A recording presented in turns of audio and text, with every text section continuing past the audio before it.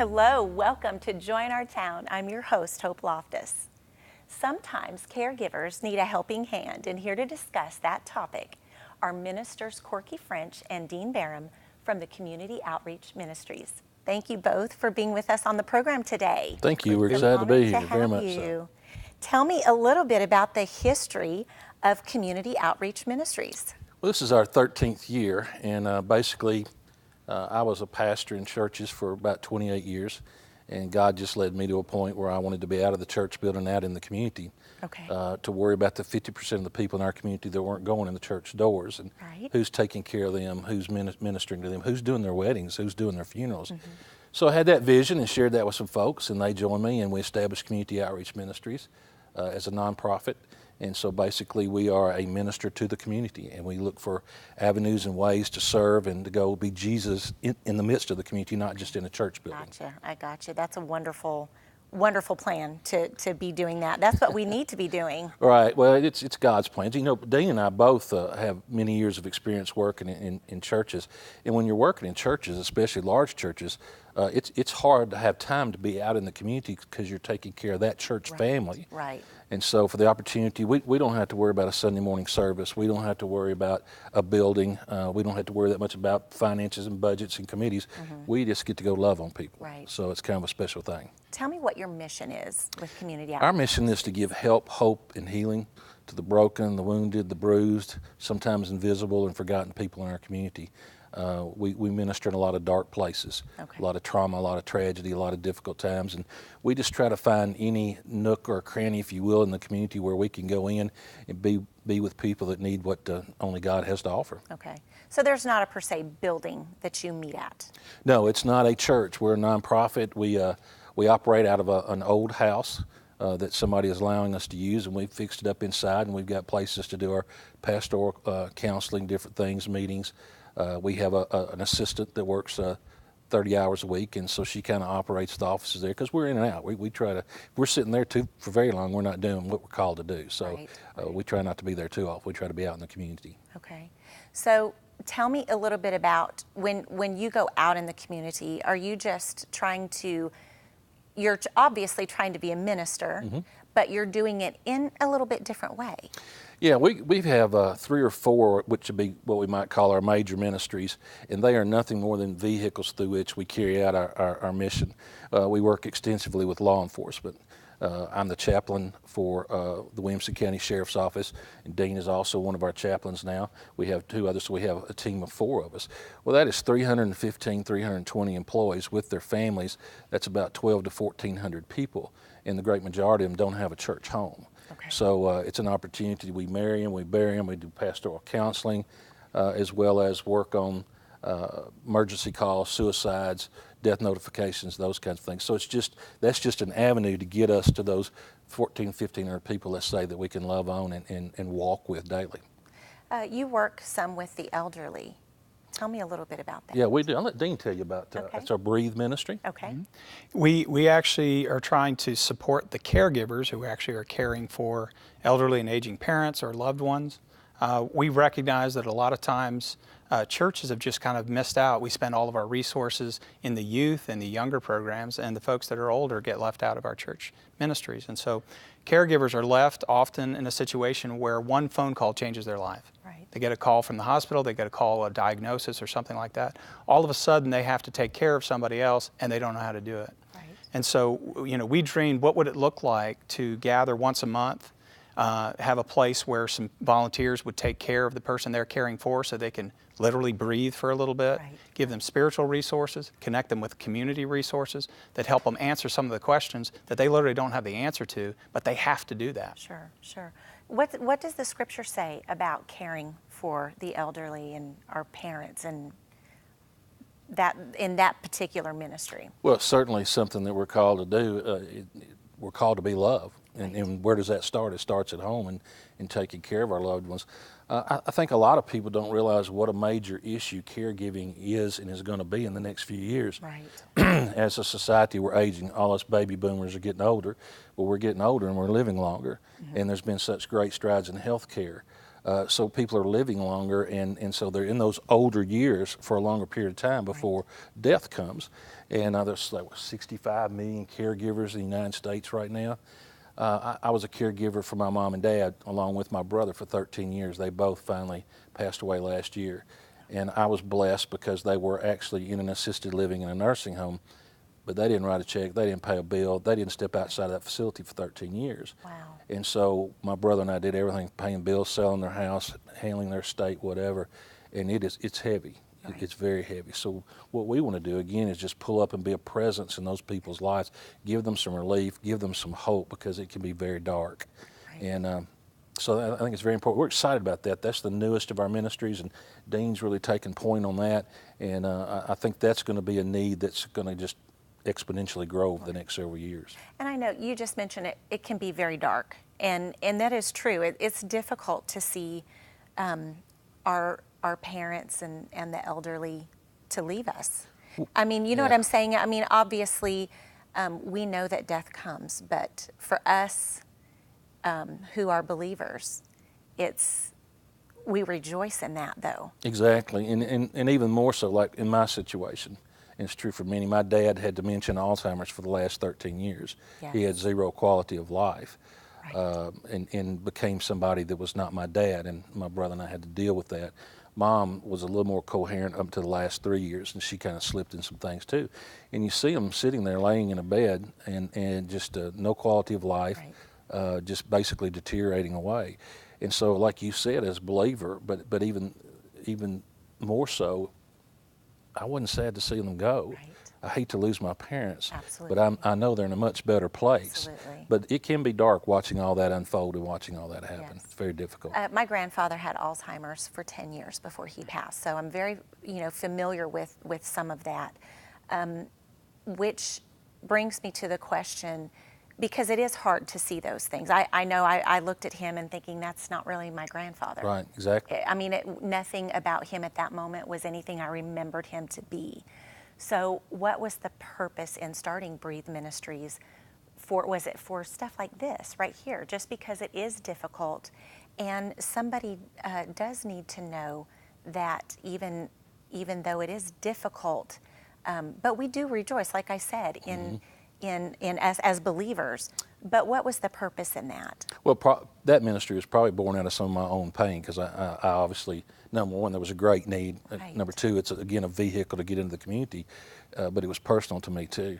To sit down and talk with somebody else who's going down the caregiving pathway, who's on that journey, somebody that can understand the very unique things that we have to deal with. How many people have changed their adult dad's diaper at midnight on Christmas Eve? Right. I'll never forget that. But to have people that can hear that out and understand that, and somebody that can walk with you through that. And what we want to do is just, number one, we want to give them a break. Like Dean said, we want to let them breathe. Absolutely. But also just offer them some encouragement.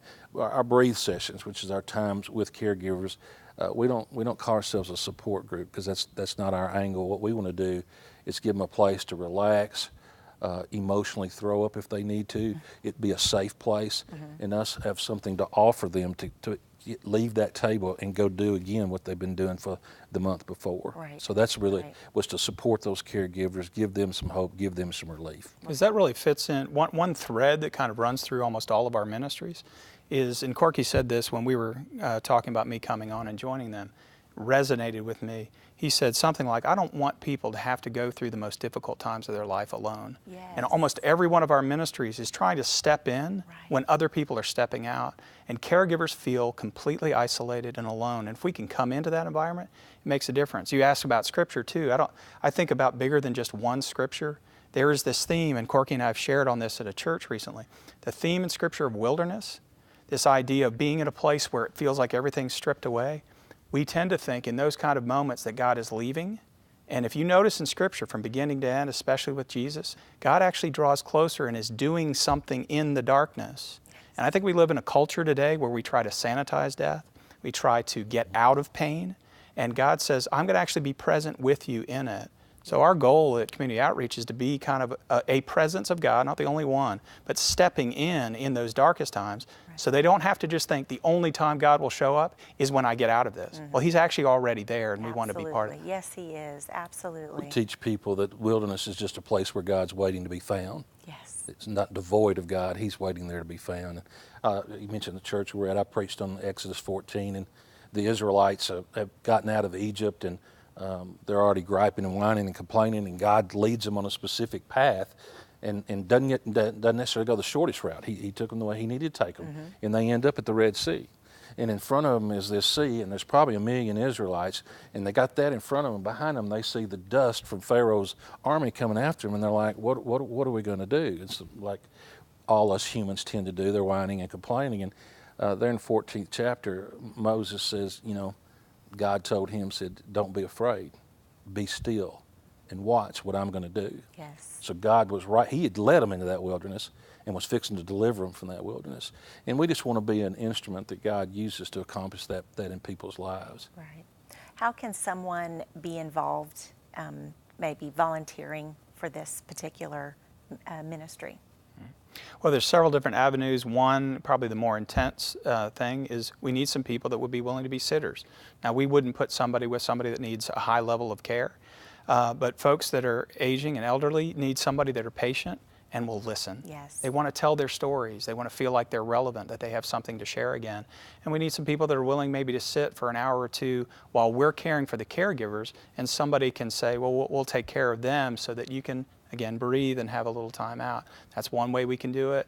We're talking with churches about, we don't have a big facility, so we would love to partner with churches to come in and say, we will put on the program, we will do it. You bring your caregivers, we'll bring some people, we'll bring outside resources as well, and we'll have these once a month gatherings and let people do that. So that's another way that people can help with Breathe as well. So you're really just looking for people who are willing to help and go out and be something to someone that maybe, like you said, someone just needs to breathe and take a break. And that's what you're looking for. And it's really hard. This is the youngest of our ministers, if you would, and it's really, we found it a little bit difficult to pinpoint the caregivers. And we need churches and people to help us and plug us into those people. And part of the reason for that is because they're busy caregiving. Right. And they don't have a lot of spare time. Sure. And some of them, if they're caring for somebody at home, Dean mentioned the word isolation. That's a key thing that caregivers experience. And it's not that they feel isolated, it is that they are isolated. Right. And a lot of their independence is taken away. A lot of them lose their identity. Their whole identity becomes, I'm the caregiver for this person. And so we want to get to those people. Right. So anybody can help us do that as well, because those are the people that this ministry is geared for, is those that are in that role, and we feel like we can help them in that caregiving journey. We're also a liaison with other organizations in the community that can help and give resources to caregivers. Yesterday, I had a meeting with one of the directors at the Tennessee Council of Aging. They put out a directory for services for that. So we will have people like that come in and speak to our caregivers. We will connect them with other folks that can help them out. Corky and Dean, thank you so much. What a wonderful ministry. Thank you. We appreciate you being here today. Mm-hmm. We have to take a quick break, but please stay tuned for more Join Our Town right after this message. But why should I get tested for colon cancer? I don't have any symptoms. Of cancers affecting both men and women, colorectal cancer is the second leading cancer killer in the United States. And it doesn't always cause symptoms, especially early on. But I'm only 53. I'm too young. Screening is recommended for men and women beginning at 50. But no one in my family had colon cancer. It doesn't run in my family. Most colorectal cancers occur in people with no family history of the disease. But that test.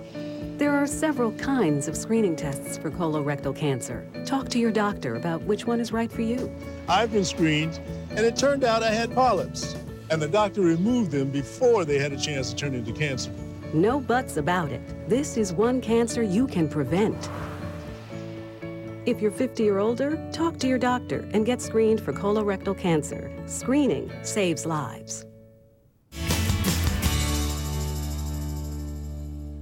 Hello and welcome back. The student athlete often needs guidance on the field to help be a better student in the classroom. Here to discuss that topic are ministers Corky French and Dean Barham from the Community Outreach Ministries. Thank you both for being with us today and talking a little bit about your ministry. Let's talk about the athlete part of your ministry and what you do there with student athletes. Yeah, I actually started an Outside the Lines ministry 21 years ago, which was well before Community Outreach Ministries, but I was pastor in a local church and I did it as I had time. But once we established Community Outreach Ministries, we were able to really go at it. But we feel like that the athletic field is one of the greatest teaching classrooms in the world. And Dean and I both love athletics. It's a big thing. That's how I went to school. So we've turned athletic experiences into learning opportunities, ministering with athletes of all ages. That's one of the things that overlapped. Again, we had a real sense of connection of God bringing us together in this ministry. Like Corky, I was doing this kind of outreach even before I was in community outreach and while I was still a pastor in a church. Okay. For us, it's with youth athletes. So I've coached both of my sons in youth football, and so I'm on the board with one of the local youth football programs here. But in addition to that, we learned a foundations program that we've done with our student athletes. And so each week, instead of just learning football plays, we have a character theme of the week, and we give out awards. These rocks, we would call foundation rocks for the kids. And they love that. That's been a huge part of what we do to develop character off the field and not just what they're doing on the field. And for me, that was inspired at a pretty early age. My father died when I was 10 years old. So the athletic field became kind of an extension of the kitchen and a family dining room to me, and coaches were very much father figures to me. So I take that very seriously as actually a calling that we can be in these young men's lives. What areas do you go into? Do you go into public schools, or how does that work? Okay. Yes. I've been working with Brentwood High School and their football program for all this 21 years. Okay. So basically, I'm kind of the team chaplain, and I walk with them through the season. I actually do television broadcast of their Friday night games on the local cable station. Okay. But on Thursdays, we have what we call our Outside the Lines times, and the coach, I've worked with 3 or 4 different coaches there, and they've all been very cooperative and supportive of what we're doing. We have our Outside the Lines team. After they do their practice on Thursday, he turns them over to me, and in Brentwood, that's about 120 kids. And we bring in different speakers. I've been able to bring in some really high-quality speakers, only people that have qualified and have something to say to them. And it's just a great place to talk about courage, responsibility, teamwork, being a part of something bigger than yourself, character. Because you know what you do on the athletic field, when things get tight on the field, or if you're getting your backside kicked out on the football field, how are you going to respond to that? Mm-hmm. Because how you respond on the football field is probably how you're going to respond in life, because we get our tail kicked in life too. So we're able to correlate those things and draw parallels and just really have some very, very powerful lessons from that. So it's been a really exciting thing. How does the Community Outreach Ministries impact the students, the coaches? Because I'm assuming that you're working with the coaches as well. Yes, very much so. You know, there's all kinds of stories, even into the faculty. After being there as long as I've been working with that particular school, I've done funerals for faculty people who barely knew me but knew what we were doing and knew of our presence there. I've had coaches that called me at 2 o'clock in the morning and needed some help. They were in a little bit of trouble. So we just, again, kind of want to serve in that significant person role in their lives and just be Jesus. And again, and really not, what we do, we're able to impact not only the athletes but their parents, and then other people that are involved with the program, like coaches, and for me, even faculty in the school. So it's pretty broad reaching. I got a call not long ago from a 23-year-old college student about midnight one night, and he was going to kill himself. Wow. And he had been one of our football players, and he said, I hadn't heard from him a couple of years. He said he didn't know who else to call, but he knew I'd be there. Wow. And it was strictly from that outside the lines experience. So God's really blessed it. What an amazing feeling, though, to know that he thought of you. Humbling, I guess, and that's a God thing. That's not anything about me, but yeah, it's very humbling. But God places us in the right spot at the right time. Right, and Dean and I share too. We're seed planters. Mm-hmm. We may not see the fruits, especially with young athletes. That's right. We may not see the fruits till years later, but we're just going to be faithful of the opportunities He's given us at the age we have these kids. Right. Is there any charge for you to come into the schools to speak to the students? We don't charge any of the people we serve for any of our services. That's one of the gifts of being in this ministry. In fact, I think that's one of the things that actually opens the doors for us. People kind of expect always that there's a catch for what we do, and there's not. And one of the themes of this ministry is that we're trying to go where they are. I heard somebody describe the way that we've often done church reaching out as drawbridge evangelism. We kind of let the drawbridge every now and then. You can come into the castle, then we lock it back up. But we go where they are. And one of my favorite words in the English language is coach. I love, even before I was in this ministry, I love that people didn't know me as a pastor. They didn't know me as a chaplain. They knew me as coach. And I think that takes down some barriers that I would probably have in other settings. Especially with young students. Yes. It's a big thing because they just want somebody who will just be themselves, right? You know, and we were talking, we met with a church yesterday, and this came up there, but we both, Dean already, and me for a number of years in this ministry, people will talk to us that wouldn't talk to us when we were a minister in a church. Right. There's some openness there. They're not put off by a title or a building, or we're just kind of real people out there trying to love up and pull up alongside them. So that's been an amazing blessing for us. Right. What advice do you have to students if they need that extra encouragement? Well, for me, I've tried to get out of the advice giving business, honestly. So part of what I try to do is be present in their lives so they can see that, or they have questions and thoughts, and I'm going to kind of talk through it with them. But they're not going to listen if I'm coming from on high and kind of giving them, here's my pointer here and there. So it's more of a big picture thing. And what we're trying to do is instill character and values in such a way they'll know what the right decision is when they come to that place. Or also to bring other people in their lives so that they can ask questions. As a parent, I know I want to surround my children with other people that are followers of Christ, that have some wisdom, that are safe people that they can go and ask questions. Because let's be honest, they won't always come to their pastor, and they won't even always come to their parents. That's the truth. And so I love that. One example of how we try to bridge some of our different works, we worked with the sheriff's office too, and I spent some time last week setting it up that one of our new officers is actually going to be the one that's going to come and address our team at the beginning of the year and give the character award away at the end. Oh, wow. And so our students will see this person as an officer, as a friend, as someone on their side, as a resource they can go to, and not just the one to be afraid of when the blue lights come on. So tell me a little bit about your work with law enforcement. Well, I've been a chaplain there for about 17 years. And it's diversified what I do there. Again, I basically have been a full-time volunteer, unpaid, on call 24/7, about 17 years. Our number one priority in our ministry that we do is the officers themselves. Again, we have 315 employees. We talked about that a while ago. So that's a big church when you think about their spouses, and many of them are unchurched, don't have church homes. Right. So we just walk with them, talk with them, do an inordinate amount of pastoral counseling. Law enforcement is a tough culture. One of the top 3 most stressful careers in the world, with sociological studies. Yeah. And the result in that stress in their lives shows itself in a lot of unhealthy ways. Alcoholism rate's twice the national average. Spousal abuse rate is higher than the national average. Suicide rate is twice the national average. Wow. More law enforcement officers take their own life than are killed in the line of duty, almost 2 to 1. And it's all a result of the stress. So we try to walk with them, help relieve that stress. We do some training where we give them a toolbox on how to deal with that stress so as not to become one of those statistics. And then we're on call 24/7.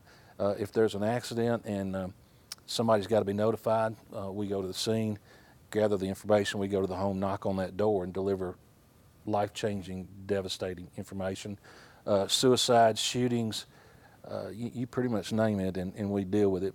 Law enforcement officers are so good at what they do. I'm impressed with every day, and I've been there 17 years. But they're not pastors, they're not counselors, and they deal a lot with facts. They don't deal a lot with emotions. So they love to see the chaplains coming when they're in that kind of traumatic situation where we can handle the trauma and the emotions, and they can do their job. So it's a great partnership when it all comes together. So.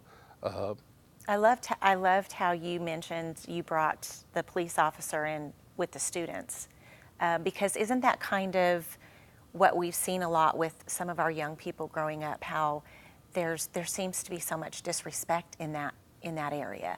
And you bring those two together, and I think that's a pretty incredible way to get a connection between the two as well. We want to be proactive. One of the things that Corky said all along, the core of our ministry is relational. We're not about building a program. We're certainly not about church attendance, and those things are fine for other ministries, but we're about relation to relation, person to person. And so, I think of a vision I was given years ago in ministry, came from John Wesley. I'm told that when he was building his ministry and doing his work, a lot of people think about the books he wrote and the sermons he preached, but the biggest impact he probably had on the world is he would mentor younger ministers, and he had one question he would always ask when he would come around and make his rounds. He said, "Who are your people? Who is it that you're investing in? You're doing kind of the big picture work, but is there a core number of people that you're investing in and day out?" And so that's part of our goal, is to work, for example, for me, I'm trying to, every time we have a graduation of our officers, we had 9 officers graduate just a couple weeks ago, I go and spend time with a few of them, and 1 or 2 may kind of rise up as potential leaders that I invest more time in, and then I will bring them to other areas of our ministry or with other younger law enforcement officers where they can help lead each other. So that's our goal. Do you guys have any other plans for more ministries when it comes to? Yeah, as a matter of fact, I'll let Dean tell about it, but with the addition of Dean, now we have 2 full-time ministers. We're going to be able to go wider and deeper, and he's working on a new ministry now. You tell him about that? Yeah, we call it Unleash. We want to kind of unleash the potential of our leaders in the community, and we think in maybe 2 different groups: leaders in the church, because we both had that experience, but also leaders in the business community. I'm also an attorney, and so I've worked in law offices, I've worked in small businesses, and one common problem I've seen both in leaders in the church and leaders in the business community is they're often isolated, alone, and they won't tell anybody this. They're scared to death. The biggest fear that I see in leadership is fear of failure, letting their family down, letting the people around them down, their employees down. And what if somebody was coming in closer, a safe resource to be? Here's the way I think about it. No leader ends up wanting to fail their family, put all their time in their work, and realize that they've taken time away from their family.